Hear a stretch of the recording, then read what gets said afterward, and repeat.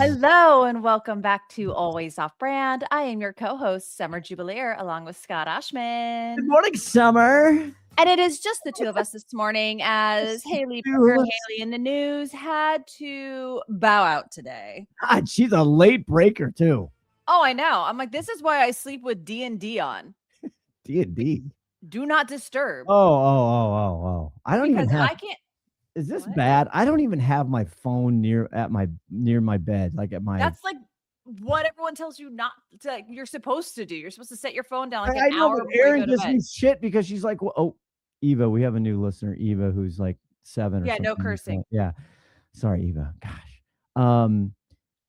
She gives me a really hard time because she's like, what if something happens? What if one of the daughters call and has an emergency? What if something, whatever? She's got her phone. Yeah, but she has earplugs on and iMat. She's wait.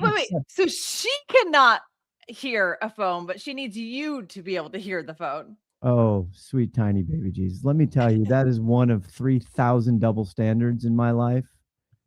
One of 3,000 double standards. This is why my friend Tim and I are going to write the double standards of marriage. Now, it can apply to both genders. It's not now. Obviously, our perspectives are going to be the male, the husband gender. Yes. But it's like, again, I just was texting him this morning. Him and I talk about this all the time. Neither of our wives, for some reason, cannot fill the car up with gas. Like, they will drive by 17 gas stations on fumes. They refuse to get gas. They just refuse. Well, because you fill it up for them. I know. But that's like the one thing I loved about living in Oregon. And when I left Oregon, I was like, oh, to pump my own gas. Okay, like, let me throw this out here. This wasn't planned. Yeah. So the other funny thing is, so I do my own laundry. Erin does her own laundry. It's happy. When the kids were growing up, I was the folder. She did the laundry. I was the folder, whatever. It was good. So we have towels that go upstairs, right? People, you do the towels, right? We did the towels and I folded them on Sunday. We're recording on a Friday morning, ladies and gentlemen. That set of towels is still in the laundry basket downstairs. And again, when we got married 32 years ago, or at some point, I don't know when I got like a job role description that I am the only human in the household who can move things from the bottom stairs to the upstairs. I am like apparently the freight manager, and I'm the only one because it's been sitting there for 6 days, 5 days. Is this not what? Why are you laughing? Well, I'm you. I'll put something on the steps and absolutely no one will take it. It's unbelievable. But I'm also, what drives Matt nuts about me is that I order stuff and I just leave it in the box for days, weeks, months. We have a package to my wife on the counter today. They got here like 4 days ago and she's not even like. No, I'm not even kidding, Scott. I bought a towel rack holder for our bathroom. And it came in a box. I start to open the box and I see it like there's rust on the bottom of this thing. And I'm like, I'm not putting it in the shower. So I close up the box, tuck it behind the bathtub, and there it sits for like 8 or 9 months. And then I'm like, because in my mind, I'm like, I'll return it. Now it's way too late to return. I open it up and I'm like, this thing's covered in rust. And I finally throw it away. But Matt would just like, anytime I'd give him a hard time about leaving clothes out or leaving something, he'd turn and just look. Just let me clarify the stair situation. It can be her things. Again, she got a delivery. It could be something that it goes to our upstairs bathroom and it sits on the stairs. I swear to God, it would be there for eternity if I didn't take it up the stairs. My wife happens to go up and down the stairs several times. I get worried because I'm raising 2 young men and I get worried about what kind of partners they are going to be because my oldest, when he goes to the bathroom, he takes the toilet paper off the toilet paper roll holder, puts it on the ground, does his business and leaves. Yeah, this is no good. This is no bueno. I'm like, why are you taking it? Like, what benefit? How does this benefit you to take the toilet paper roll off? Like, that is more work. I do not understand this. And he will not put it back on. Well, this is, again, I am apparently the freight manager because the same thing on the upstairs bathroom. She'll be done with a roll. She'll take the cardboard little inside and the paper off to get a new roll on. She'll put, she's operations. She'll put the new roll on. She's good with that. Good. I'm the only one that does that. I swear to you, that roll and that piece of paper where the packaging that the TP came in will sit up in our bathroom. If I didn't take it down and put it in recycling, it might be still there. And we could have a pile of them. It's remarkable. I tried to Absolutely collect. remarkable. The school asked for these toilet paper rolls, paper towel rolls. I tried to collect them because my family's not throwing them away. So I make this big bag of them. And then the other day I go to grab it. I'm like, where is it? Matt's like, oh, I thought it was garbage. And I was like, you don't throw anything away. And the one time I'm collecting garbage, he throws everything away. And I'm like, how could you do this to me? I was collecting for the school. The art class needed this. Yes. Every relationship, again, I'm telling you, I don't have a book in me, but hopefully, by that time, my buddy and we're going to write a book called The Double Standard of Marriage. It's going to be a #1 bestseller. I'll make $1 gazillion. I might be divorced, but that's okay because I'll half of $1 billion is still good. You know what? I'm trying to think of a funny pro transition here to our guest about double standards, but I don't think she has any. Maybe. How about that? Anyway, let's get to our guest because she's this one. Wow. Again, shout out me, reeled in a huge one, huge big fish today. Shout out me. Shout out me. Let's start the music. Let's get her up to the YouTube stage. Reminder, ladies and gentlemen, we are up to 90 subscribers. Hey now. You can find us on YouTube. Just search Always Off Brand. Ladies and gentlemen, coming to the program today. She's a speaker. She's a hoity-toity. She's a million-time 3X SaaS like Exeter. She's built these huge businesses. She's now on to another one. She's the co-CEO of the biggest goal company. She's also the co-host of Automate Your Agency. Ladies and gentlemen, boys and girls, Alane Boyd. Welcome, Alane. Oh my gosh, I am cracking up from y'all's discussion. I resonate with everything that you said, and I'm really excited to be here with y'all. Who folds your towels? No one. They just get wadded up. No. All right, that was supposed to be your intro. What double standard is in your life? Oh my gosh. I mean, it's okay for me to leave the toilet paper rolls out, but I get furious when my husband or my son does it. It is like, because you know how long they sit there. Yeah. And I'm like, you're just sitting. My favorite one, the good thing, I don't know how old your son? 10. 10. Okay. So you have young kids, so does Summer. My kids are 29 and 27 now. So the fun part is when your kids get older, they can tease my wife about stuff. Like, she's the nosiest person on the planet. I could have my phone in another room texting. Who are you texting? I could be on a phone call. Who are you talking to? She's just curious. She just wants to be a part of your life. I could be walking in the same room. I could be on there. If I say, oh, who are you talking to? Leave me alone. What, you want to read my phone? You need to read my phone? It's unbelievable. Y'all been married for so long. That just happens. It does. And again, this goes the other way, of course, right? Of course, it's fun for me to tell myself. Oh, Erin is a saint. Let's make this clear. She is a saint. Yes, she is a saint. Good thing she doesn't listen. Alane, I love the name. The biggest goal. What that is. I mean, we could go all over the place. I had to go to the interwebs and figure out what that is. What's the biggest goal? Well, so I started this after I'd sold my previous company, and I did not do well in retirement, guys. That was not a good look for me.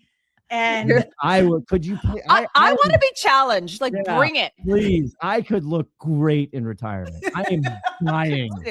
It did not look good on me. I was so depressed. I was so alone.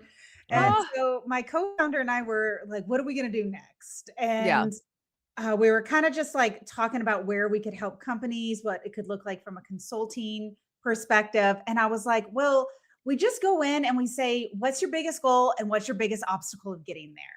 And so we called it originally BGBO for biggest goal, biggest obstacle, but it was so hard to explain BGBO. Yeah. So we had to change the name and we just kept biggest goal for Let me Alane, I saw that on LinkedIn and I was like, is that like buy X get Y? Like I was like, what is this? It wasn't a good idea, guys. The funniest thing is I brought in a marketing consultant and we paid $30,000. We had 17 briefs and he said, no, that's not a good idea. And even trying to tell people my email address over the phone, I would get caught up in all the B's and G's and O's and everything. So I'm like, it's time, guys. We got to switch. So we did. Okay, so explain what it is. So we really narrowed the focus over the last 7 years. And, my company really sits on the operation side of business. And as AI has evolved and come out, is how do you implement AI in your company in a meaningful way outside of just using prompt writing? So automating with AI agents or other tools within AI to really make a significant difference. And so we go in and help train companies and sometimes even implement those AI agents. Okay. I love it. I love that companies are even bringing people in to train, because it felt like, especially when AI, I mean, it did just launch like a month ago, right? But like we've had people on Alane that they're like, you need to be using this, you need to be testing it. And people need some sort of direction. And it's like, it's going to take, it's going to take your job if you don't learn how to do this. And someone who knows how to do this will take your job. And it's like, well, why can't someone teach us? So I love that you're coming in and that companies are like, this is valuable. Let's not cut our employees. Let's figure out how to make them more efficient and get more out of them. Yeah. And sometimes it's even more respectful than that. And I just want my employees to leave. They don't say it that way. Sometimes they do. Hold on. I want you. This is my world. I could just dream of Alane, Micah coming in and just cut right to it and just like, you know what? This is dumb. What you're doing is dumb. Don't do that. Do this. Shut up. Let's go. No, it really is like that when you work with us. I think that's what people need. That's what people need sometimes. When you're doing stuff manual, a lot of times you just get into this routine of, well, that's how we do it. And then when you really are forced to look at that process and we're going, okay, we're going to automate this. Let's look at your process. They're like, oh, I guess we don't really need it that way. We could this. Let's see. It's like how I produce this podcast. I've been doing the same thing what I learned on my other hunt, 2017. I do the same process. I am absolutely positive I could cut my time, cut my everything down probably by half or more. But you're right. I am just, my wife, again, back to the smart Erin Messina. I ain't getting ruts, Alane. I get deep into ruts and I am, it's hard to get me out of my rut. It's hard. People do. I mean, you're not the only one. People do get in their ruts and it's hard when we come in. Sometimes they don't want to change. And that can be a friction point with some of the team members. Some are really on board because they're like, oh my God, I could leave at 4:30 and go to my son's soccer game. That'd be amazing, instead of continuously checking email and Slack and Teams or whatever. That's a good point. Maybe this whole AI automation thing isn't really about taking jobs. I think it's just maybe we're going to do our jobs like I know this is Captain Obvious, is not a light bulb moment, but not only going to be the balance, right? I growing up in the work setting, like it was just like, oh, I put in so many hours. I'm the first year. I'm there. I'm working 14 hours a day. Anybody who brags to me they work 14 hours a day, 7 days a week, I'm like, well, even before AI, I was like, bruh. Unless you're a surgeon. I don't want to. Also, there are some jobs I would really like to keep. Yeah, but surgeons, I don't want them working 7 days a week, 20 hours a day. Well, that's what they're using robots. But listen. This is like, I had a fireman friend and a police, I'm like, wow, that's our finest. You haven't slept in 7 days and you're like out there saving lives. Yeah. Wow. Well, speaking of not saving lives, let's get back to come on. what we do. But no, seriously though, and so there's been so much talk about AI taking jobs, but outside of that, what are the biggest fears around AI? Some of them are just like there's so many things out there. It's very overwhelming. Yeah. And so people have this fear of like, well, if I get into one, then the new thing comes and I've got to go to the next one. And then the other one is security. You're looking at managers and higher level people. They're like, well, I don't want my team using it because I don't know what they're putting in there.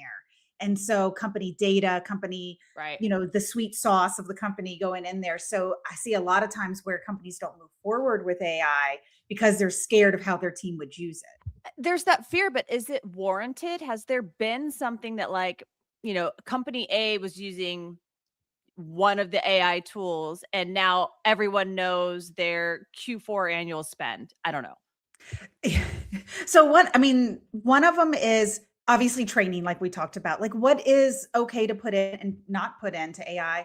But with AI agents, your company can be an AI forward company without giving every person on your team access to AI, because the AI agent is running through a trigger. So it's going, oh, this form was just filled out, or this just happened. And the agent goes, oh, I know what to do, and goes and does it, takes care of it, sends it where it needs to go. So that's where a lot of companies can start evaluating AI and using it as a part of the process without every team member having ChatGPT on their computer. Alane, can it take the laundry from downstairs to upstairs?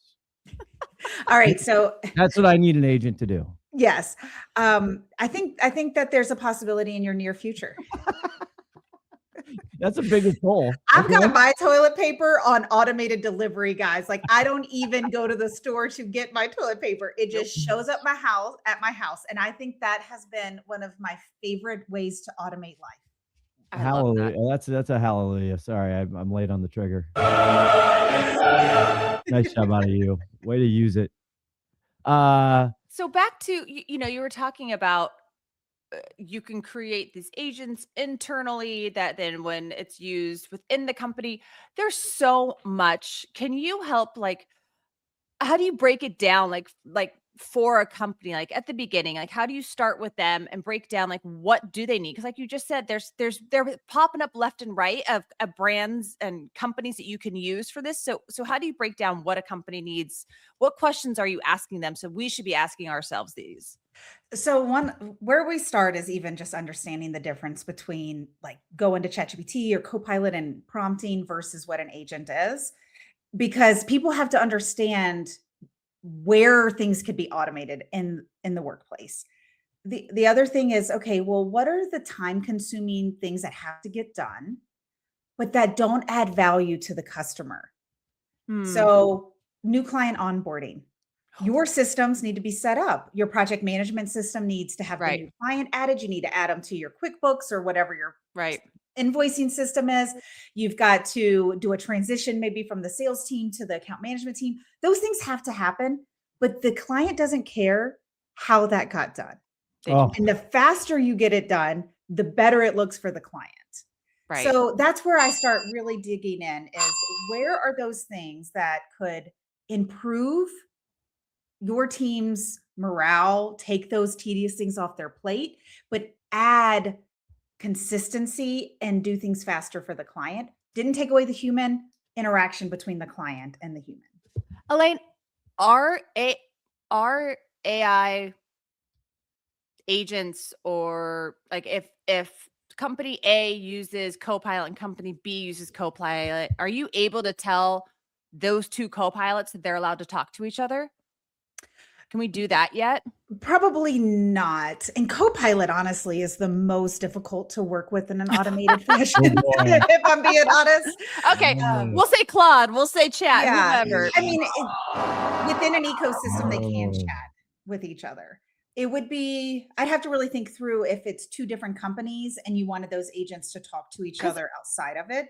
Per your example, like Scott and I are both from the agency world, and collecting the information from a human being can be exhausting, and they don't reply to the email, and they'll fill out the form and they'll leave 7 things off. And you, like you're saying, like you can't get it done. But if you could, throw the form up in Claude and be like, hey, Claude, go jump over to company A and go get me this information, and it comes back with it, that would be so helpful. Oh yeah, with Claude Cowork, you wouldn't even need an agent for something like that. You could use Claude Cowork for that. We're gonna get to Claude Cowork. I have no idea. I'd like to. I'm obsessed with Claude Cowork. I know. I love that. I listened to your whole episode on that. You and Mike can break that down. my latest joke about the AI agents is I'm back to my 20s and dating.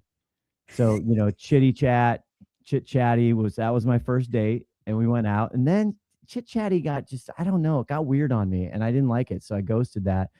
Now, and then I went to Gemini. I love Gemini, and then the Nano Banana has been real good for me. But then Claudette came into my life, and Claudette, how you doing?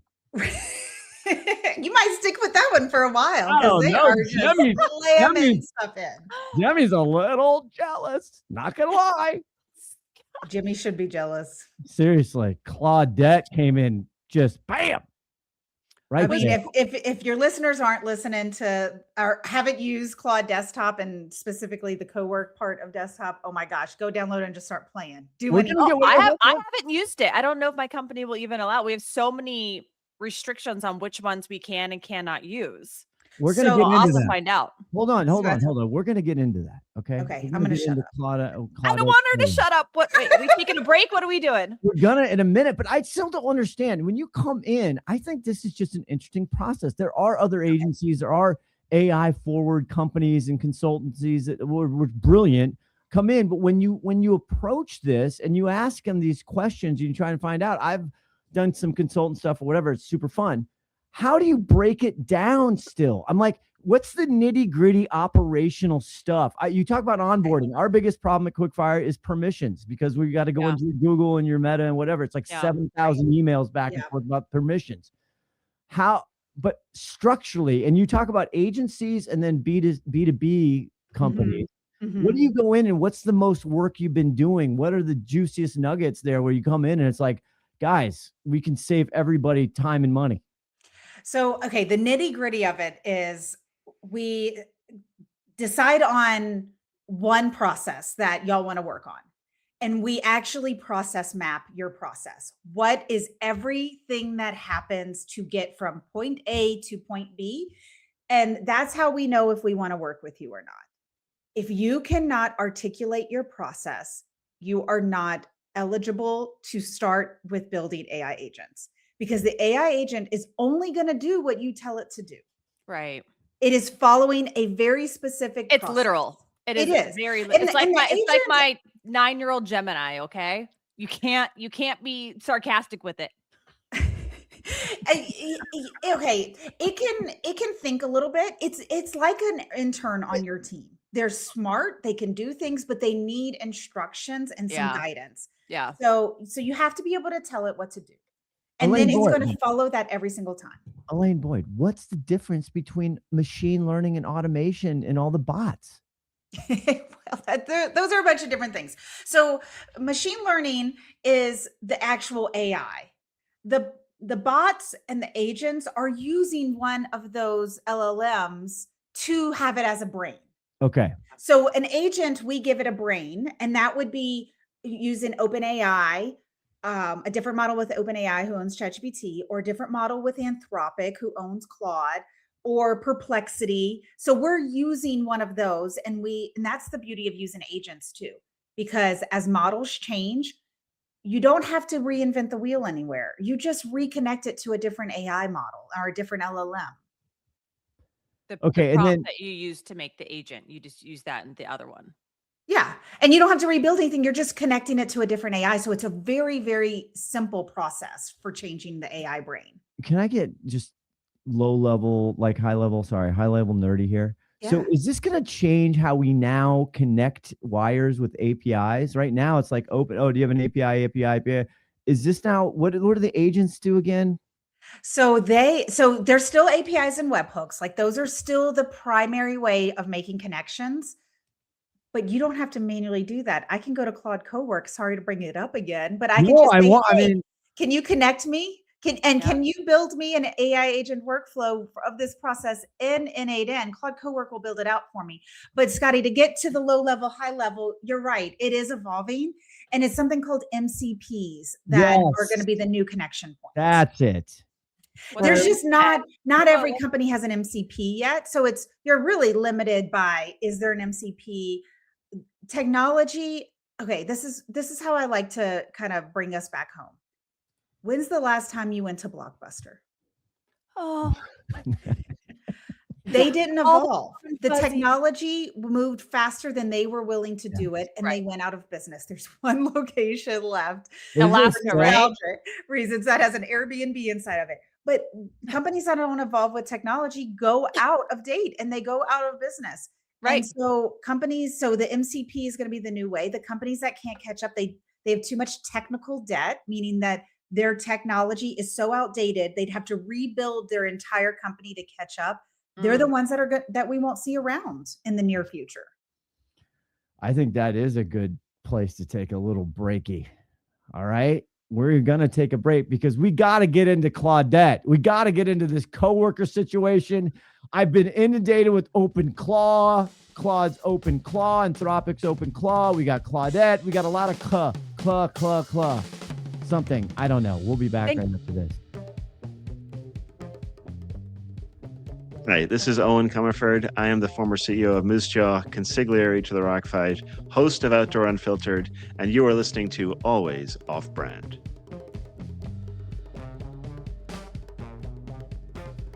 Okay. Claudette, whatever you want to say, this co-work. Cece. Oh, I like that. That's super cute. I love that. Oh my God. Tell me about Cece. TM. All right, let's hear about it, Alane. What is it first of all? Explain what's going on. So, okay, most people are familiar with chat. You know, you go and you chat with it. Claude has its own version of chat. It's amazing. And then they had this more technical for developers Claude Code. And you could go and build software with it, help you code things. But there was this middle ground missing. And OpenClaw, if y'all followed what OpenClaw did, it kind of made it so that people that weren't developers could create some automation. And so Claude Cowork is kind of that middleman between just chatting and being a developer. And me being a non-technical person can go to Claude Cowork, and it's very chatty. You just chat like you normally would. But it connects to your software platforms. It can automate work. So today I'm like, hey, I've got this friend who wants to get into speaking.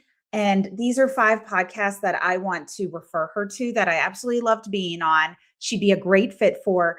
Can you write the email introductions for me? So wrote an intro line for her, wrote an intro line about the podcast host and the podcast, and drafted all the emails for me. I approved it, and it pushed it out to Gmail. When's she on?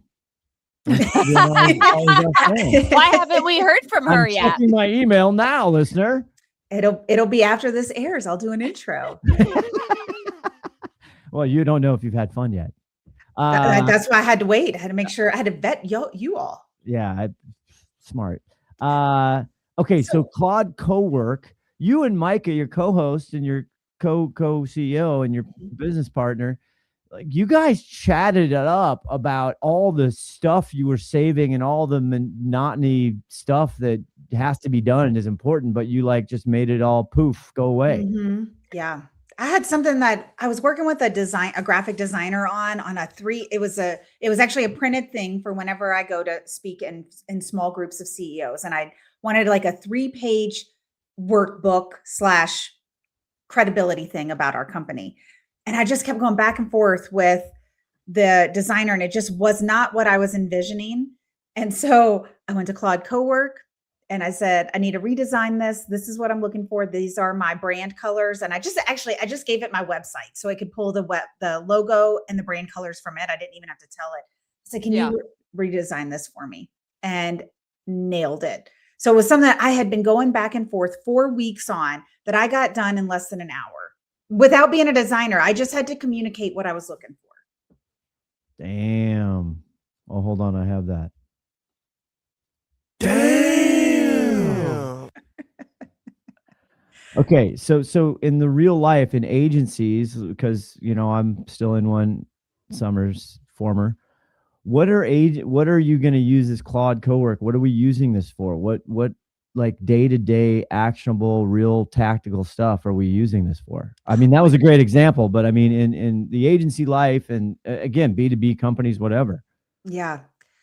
So we have it tied in for like branding, knowing the voice of the company, the products and services, like the details that you build all of your marketing collateral off of. We use Dropbox, and we have built out a folder about our company. And this could easily be replicated for any agency that has clients. Where one of the problems with using AI is that it loses the context really fast when you're just chatting with it. And you ever feel like, man, I'm just like running in circles. Like it forgot what we were talking. It forgot what we were talking about a while ago. Well, with Claude Cowork, we're giving it access to a system, a Dropbox of all of the stuff about our company, all the stuff about our podcast. And so whenever we go to need to create a new website, we created a new website in a few hours with this. Wow. And pushed it via MCPs to Webflow. So something that would have taken us 6 months to build out a website and going back and forth between us and our designer and a website person and getting the copy right and the voice right took us a couple of hours on a Sunday. We gave it some feedback, made some adjustments, and pushed it to Webflow via an MCP. Wow. Webflow is a website platform I'm aware of. Yes. So this Claude Cowork, CC, as we've coined. Is this a huge cost? Is this going to cost me $1 million a month? Is this another subscription? What are we doing here? No, it is so inexpensive. So when we're talking about Claude Cowork, it's via the desktop app. So go to your computer, download Claude Desktop. Okay. You need to be on a paid plan to use Cowork, but you can be on the cheap $20 a month one. Oh, okay. And can you get different license? I mean, how many seats, if you do that, can you have? Is it just one each person's $20? It is, and there are team accounts that you can set up for a company and things like that. But yes, and so one thing that I wanted to say on the point of what you're experiencing where companies don't allow us to use things. Yeah, is you can use this in your personal life. Yeah. Don't let that be a roadblock to learning this technology, because you don't know what the company is going to be doing. In a few years, they may be looking for somebody to lead this. They may, Block, who owns Squarespace, just got rid of thousands and thousands of people, almost half their staff. Wow. And so if you find yourself needing to find a new job or needing to lead some AI initiative, you could have used this personally. I used it last night on the plane to chart my astrological birth chart. Whoa, wait, what? Yes. So using it in fun, I took, I'm a nerd, guys. I'm a big nerd. And I got on this kick this year that I wanted to better utilize all of my credit card points. So I uploaded. Smart. Yeah. My husband's like, wow, Alane, this is a lot. But I took my credit card statements for each of my credit cards. And I said, based on the credit card benefits, what should I move from charges from one credit card to the other so I can maximize it? Yeah. And it made me a spreadsheet of every charge and which credit card it could be on and why. Like if you put your gas on this credit, you get 4x the points. If you use it at the grocery store, it'd be this. And then I said, great, this is awesome. I'm going to move things around. Build me a cheat sheet for my husband and I so we can remember in the future to use this card for gas or this card for restaurants. Yeah, I love it. My husband just spent like an hour between Copilot, Excel, and regular Copilot, using Copilot to give him prompts to put into Excel so he could make his master March Madness. Heck yeah. Thing. What's it called? Bracket. It's a bracket. Yeah. Thanks for asking. I'm third right now in the Quickfire. He's number one. So he did two. He did his own personal to see how it would do and what he thought. And then he used Copilot to make his second. And the Copilot, it explained all the rationale and like it color coded, like here's the, could be the Cinderella stories and what could happen. And like it, but what he realized was like, you have to use one agent to teach you, or how to prompt another one to give it like a real prompt that's actually helpful. Because I think that is the biggest challenge. If you're not testing this, you're not getting used to like how to talk to it. And it can get really, really tricky fast. And it's actually not as complicated as we're making it. That's so true. And I love that example because even if you're using it in a personal way like that, you're still learning how to communicate with it. And you've got light bulb moments of like, wow, I used this agent to help me build another agent that created something in a spreadsheet. Those things are transferable. I also used it, Alane, because I bought it for my cell phone. I was like, I have one day at Disneyland. Give me like the most efficient use of my time. Yeah. Like, which rides should I go? Where should I start? Where should I eat? Here are my dietary restrictions. And it was like, and it was pretty good. You hear a lot of talk of people using these for meal plans, meal plans, the big kicker. God, I hate meal planning. No. Haven't you outsourced that already? I still get asked what I want to eat, and I don't want to be asked that. I want you to tell me what I should eat. Just show up. Yeah. Okay. So where should people, Alane, when you go in there and you have aha moments with the people you come in and do your magic with, what should agencies be thinking about? I mean, we just had a big meeting about what can we do internally to be better, more efficient, save us time, what can we do to be better? What's our biggest goal? But what should agencies and people be thinking about? Because it is very confusing. You got chit chat. The other thing I noticed, all of them are like advertising their brains out, which has to cost $1 zillion. And these people aren't making any money. They don't have advertising revenue. They're just spending trillions. So what should agencies be thinking about? What should B2B companies thinking about? I think from a start, there's so many that are too scared to even use it, or they haven't implemented anything with their employees. So I guarantee you've got some that are using it under the radar and they're putting your company data in there because nobody has told them not to do that yet. Oh, interesting. And so one of the best things is do an AI leadership workshop. Yeah. What is your vision for the company? What are you wanting to do with AI? And get people talking, because and you all probably see this in your positions. You get too removed from the job being done, you don't know the nitty gritty. You wouldn't be able to go in and solve that team's problems because you're not in it. So understand the technology that's available and then start talking to the people doing the work. And I say that as two different things, because sometimes people are going to lose jobs. Not every job is going to be available. You and I getting on this call did not have a phone operator connecting us. Right. That job was replaced by technology. That is going to happen. Yeah. Well, I mean, Scott and I, what we do for a living now didn't exist 15 years ago. Right. So like certain other things get shut down and other jobs get created. So your leadership has to understand where you're going as a company. What do you want to do with AI? And understand like, hey, maybe this will replace somebody. Maybe it's going to make them more efficient. There was a big study that just came out. People don't care about being more efficient. They just want to leave fucking work. They don't care if they get the job done in 2 hours or 4 hours. They're not looking to do more work. They just want to be done with work. Yeah.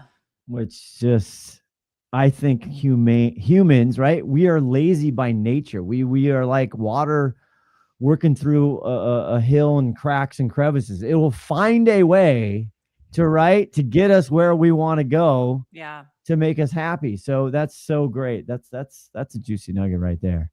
But and have somebody come in that knows what they're talking about. Well, that's the thing. It's like I can sit there and go, "What's your vision, your AI vision?" I don't know.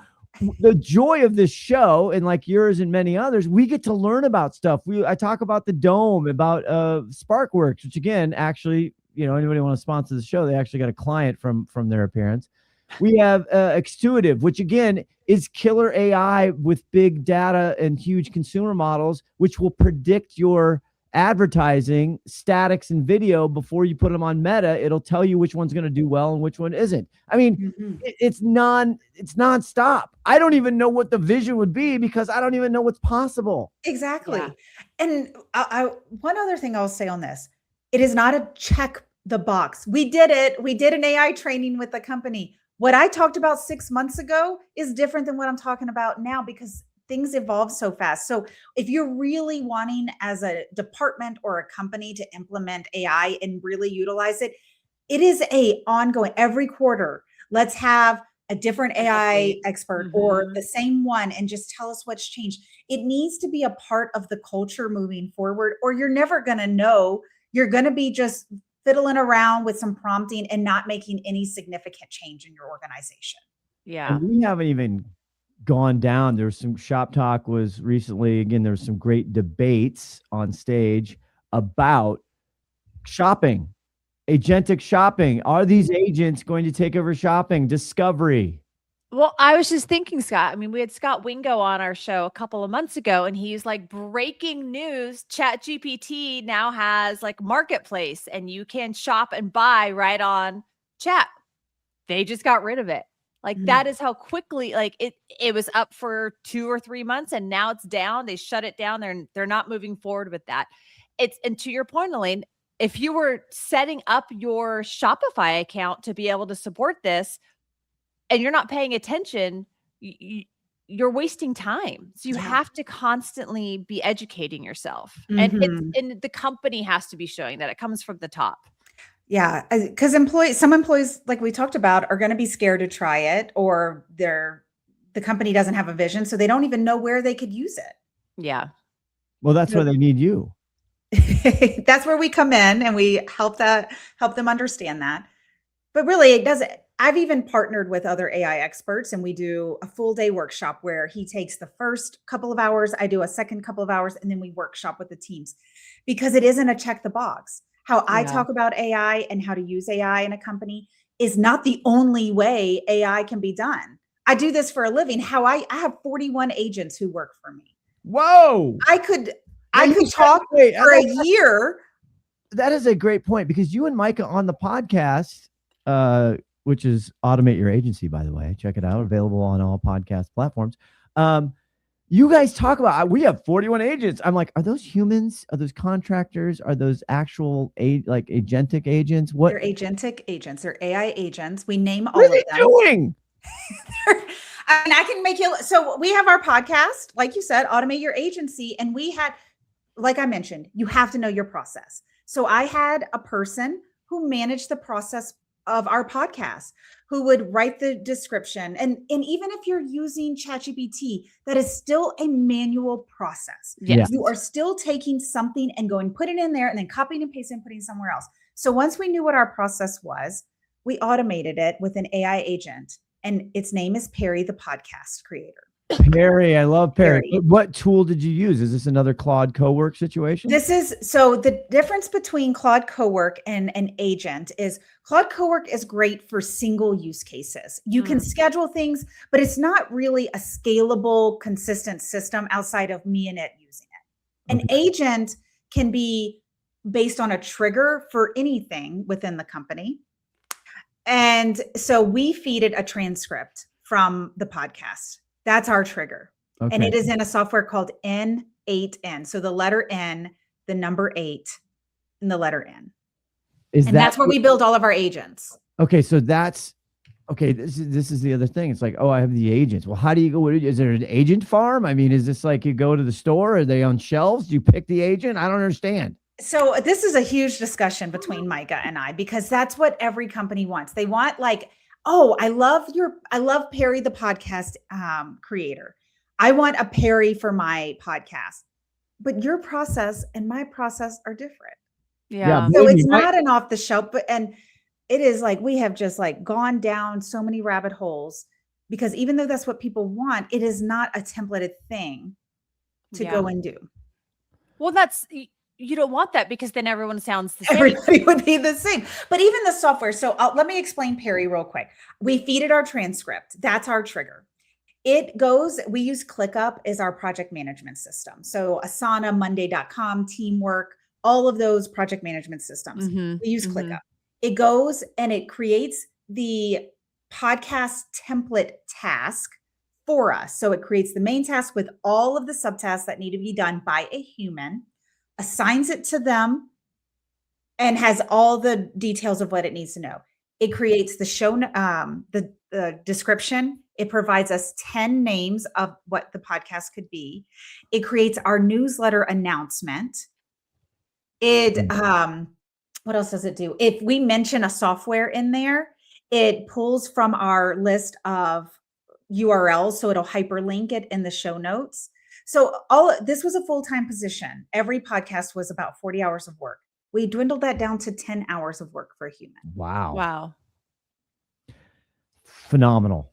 I am I a producer engineer? Scotty O, is he going out of business? You might just have some time. You can just do all of those podcasts. Like when Scott goes to a conference, he gets like 15 podcasts, and now you can just get them created much faster. I know. First of all, my first shout out is to Perry after we end this call. Perry is amazing. I need to talk to Perry. All right, Perry. Get Perry on the line. Where are you, Perry? But we still have a human a part of that process, and judgment is the most important thing that we are looking for now.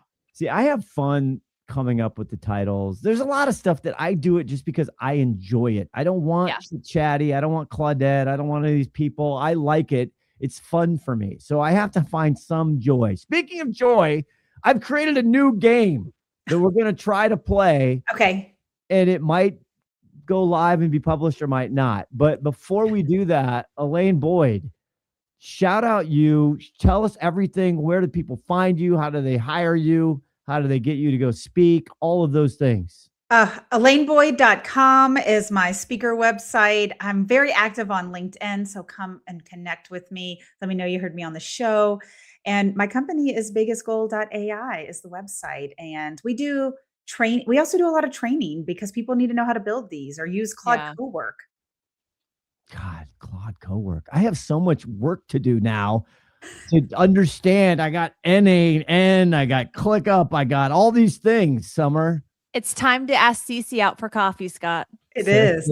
Cece, what you doing tonight? Okay, that sounded weird. Okay, we're going to take a break, and we're going to see if this this new game makes any sense right after this. Hi, I'm Rob Hahn. I'm the COO of Pattern, and you're listening to Always Off Brand Podcast. Hey, you crazy kids, it's time for Ecommerce Trivia. That's right, we're going to give you a couple questions, see who gets it right. It's trivia, e-commerce style. That's right, everybody. That's just so cheesy. Oh, I love it. So legit. I love it. Claude named it the Checkout Challenge. We have two contestants today, Alane Boyd, Summer Jubelirer. Our guest number one, player one, I didn't put your names in there. That's okay. But it's going to be, I don't know how this is going to go, but we're going to go with it. So, Alane, player number one, here's your question. Can you see my screen? Mm-hmm. So, which metric measures the percentage of visitors who make a purchase? These are very e-commerce, right? It's e-commerce trivia. So the choices are bounce rate. Hold on, I got to tell the listener. Oh, okay, sorry. Bounce rate, cart abandonment rate, conversion rate, or click-through rate. I'm going to say conversion rate. Why'd you give her the easy one, Scott? Correct. Now you get 2 points, okay? So Alane. Oh God, we're in a competition. Yes, you get 2 points. I should have described that, bad game show host. So if you get a question right, you get 2 points. If you get it wrong, your other contestant gets 1 point. Oh my gosh. Okay. So next question now. Here's player two. This is Summer Jubelirer. The net promoter score, NPS, ranges from -50 to 50, -100 to 100, 0 to 100, or 1 to 10. I've never heard of this. So this is multiple choice. -0 to 100. -0. Wait, negative. I'll take a steal. 100. -100 to 100. I don't know. Okay. She's taking a steal. I love it. She can have the steal because if she gets it right, then she gets 2 points. Wait, you want it? You get. I think I know the answer. Is it okay? Do you want to do this, Summer? Yeah, I love this. Go. Okay. I'm gonna say 1 to 10. 1 to 10. Oh, you were. Ranges from -100. Okay. So what's the answer? What's the answer? That's a good. I was right. -1 to 100. I was right. So I got it right. Oh, wow. Okay, so 2 points. I thought it must be the output, but I thought people picked 1 to 10. It doesn't matter. It is Good job, -100 to +100 was right. Nice job. So Summer's got 2 points. Alane's got 2 points. Next A question. net promoter score is a customer loyalty and satisfaction metric ranging from -100 to +100, calculated by asking customers how likely they are to recommend a business on a scale of 0 to 10. That's where you're getting 0. That's where I was getting it from. Yeah. I think that question was tricky. That was a hard. I asked it to go medium hard because you two are too brilliant to just go easy. Okay, back to Alane now, which she just lost 2 points. That was ballsy, but you just lost 2 points. So in SEO e-commerce, what does quote long tail keyword mean? Very popular short search terms, nice multi-word queries with lower volume, keywords used in product titles only, or branded search terms. Our normal game, what's that keyword, is very much appropriate here. Alane? Tail, I think maybe I'm going to go with niche multi-world queries with lower volume. You mean it's not nights? And she's right. She is correct. That's 2 points for Alane Boyd. Coming back. She's up to 4 points. All right.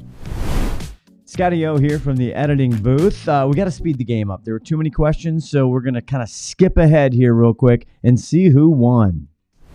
Alane, we're almost there. What does D2C stand for in e-commerce? My God, you are getting absolute layups. Data to consumer, direct to consumer, demand to consumer, digital to consumer. I mean, hopefully I get it right. Direct to consumer is what I was going to say. Okay. She is getting the easiest questions. Summer, I'm so sorry. We'll never play this game ever again. Summer, what percentage of e-commerce revenue is estimated to come from product recommendations? This is brutal. 5 to 10%, 15 to 20, 25 to 30, 35 to 40. Is this like friend to friend? I don't know. 25 to 30. 25 to 30. Yeah! Yes! I'm not even happy about it. Damn, that was great. Wait, so studies estimate product recommendations drive 25 to 30% of e-commerce revenue. You know, I think if they threw in TikTok in there as like a product recommendation, that would be way higher. I agree. Okay, that's 10 to 10. See the results. Player one. No, this is not true. This is not true. I did take notes, okay? 2, 4, 5, 6, 7, 8, 9, 10, 11, 12, 13. I have Alane with 13 points, and I have Summer with 4 points. That's because I stole and I got it. He didn't know that I did that. No, Alane, you crushed it. Good job. You crushed it. Fantastic job out of you. That is the e-commerce trivia. We'll be back with something better when we come back. This is John Durkitz, Chief Commercial Officer of Colormore Lines, and you're listening to Always Off Brand. Wow, talk about creating efficiencies, but not even just efficiencies, but creating better work for yourself. There's so many different ways to do it. And she gave so many examples. And I really love how she brought it back to the company needs to keep investing in this. It can't just be a one and done thing because it's changing so rapidly. And identifying processes, right? Those are actual tactical day in, day out, like who's doing the stuff, what do they do, how do they do it? Hey, and let's see if there's a product out there or there's automation out there that you can have and create these agents. I thought that was fascinating because everyone talks about, I've created agents. Like, well, how do you do that? I don't understand if you go to the agent store and you're just like, just swipe right, swipe left on which agent. I don't know how this works. But I loved her point though. Like you can't just throw an agent. I mean, I'm sure there's some where it's like, tell me what emails I need to reply to today. Yeah. But even then, like I would set up like for these titles, but you may not need to reply to those titles. You might need different ones. So like they're not all they can't just be peanut butter spread. And like if every podcast used the same Perry, then we'd all sound the same, you know? And like we don't want to use Perry the podcast for everybody. Like that's her Perry the podcast. You need to get your Harry the handler. You know, like you need your own. Harry and Perry. Harry and Perry. Meet in a bar. Okay. Well, you know, Matt's grandfather's brother was named Perry. So we can name ours Sherman. So Sherman and Perry. Sherman and I mean, Perry. can you get more Jewish? Oy vey. Well, the cool thing about meeting new people on this podcast is what now we have another person in our orb, another smart. She could be our like official AI. I don't know, like operator. I don't know. There you go. There you go. I love it. But it's all about the people. And why is that, Scott? Because even though the agents and bots, people matter. That's right. And you're listening to Always Brand. Please like, please subscribe, please share. We'll see you next week. Bye-bye. Hey there, this is Haley from Quickfire, and they want me to read this so you know what this podcast is part of and how to find out more if you want. Always Off Brand is a production of Quickfire LLC and a part of the Learn and Laugh series on the Quickfire Podcast Network. For more information, go to quickfirenow.com. Have a good one, and thanks for listening. Thank God they didn't name it Summer. Whew. Or Alexa. No, because like Alexa got taken, and then there's just names, and you're always scared when you have like kind of a unique name that they're gonna take it. Right. All right, we'll be back after this. Oh, Thanks. you're still. I thought you'd put it on pause. Cut that. No, we never cut anything. You know that.